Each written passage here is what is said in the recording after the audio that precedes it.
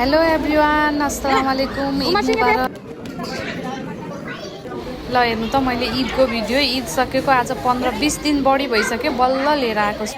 अनि सबैजना सन्चै हुनुहुन्छ? अनि तपाईँहरूलाई थाहा छ कि थाहा छैन, मुस्लिम धर्मावलम्बीहरूको सबैभन्दा ठुलो चाड हो के। अनि यो मान्छेको फर्स्ट ईद। मेरो भदैनी हेर्नु न, यति राम्री चाहिँ बोल्दिनँ मसँग रिसाइसे। अनि तपाईँहरू चाहिँ कसरी मनाउनुहुन्छ ईद? हाम्रो चाहिँ गाउँ छुट्टै छुट्टै छ, तर हामी ईद चाहिँ एकै ठाउँमा मनाउँछौँ के। अनि त्यो ठाउँलाई चाहिँ ईदगाह भन्छ। अनि त्यहाँ चाहिँ नमाज पढ्न जान्छन् के। अनि सबैजना गाउँको सबै मुसलमानहरू सबै मिलेर हामी त्यहाँ नमाज पढ्न जान्छौँ।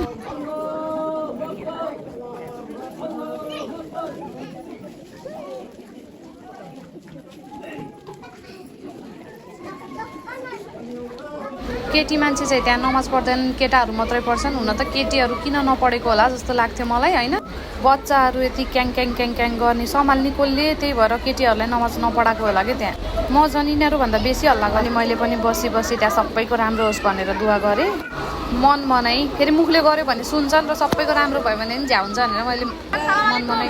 अनि दुवा भएपछि चाहिँ हामी सबैले, सानोले ठुलोहरूलाई सबैले सलाम गर्ने। अनि यतिखेर चाहिँ हामीले दुश्मनलाई पनि सलाम गर्नुपर्छ। सलाम चाहिँ त्यस्तो हुन्छ भन्ने कुरा हुन्छ के।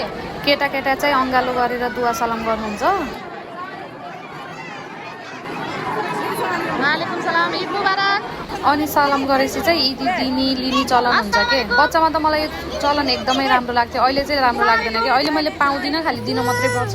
अनि यो चाहिँ मेरो मामाको छोरा हो, हेर्नु न यति खाँदो रहेछ, यति खाँदो रहेछ। मैले त फर्स्ट टाइम देखेको, यसरी खाएको चाहिँ मैले देखेको थिइनँ।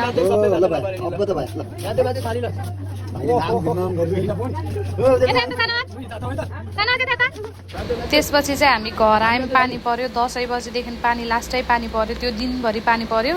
अनि पानी परेको बेलामा एक त हिँड्न झ्याउ लाग्ने, त्यहाँ माथि टोइलेट पानी बोकेर आउनु पर्दाको पीडा। यो चाहिँ हाम्रो गाउँको मस्जिद। अनि यो हाम्रो परालको टौवा। अनि यो चाहिँ बारी। हाम्रो आमालाई मैले 10 केजी आलु पठाएर 5 केजी आलु फलाउनु भएको बारी हो कि त्यो। अनि हाम्रो घरको एकलौती गाई। अनि यो चाहिँ भैँसी। मलाई देखेर वाइ वाइ गरिरहेको थियो, केही ल्याइदियो होला खानेकुरा भनेर। मैले केही ल्याइनँ, मैले पनि वाइ वाइ गरेर फर्केँ। अनि यो चाहिँ हाम्रो बङ्गला। कम त प्यारो छ, कम त माया लाग्छ।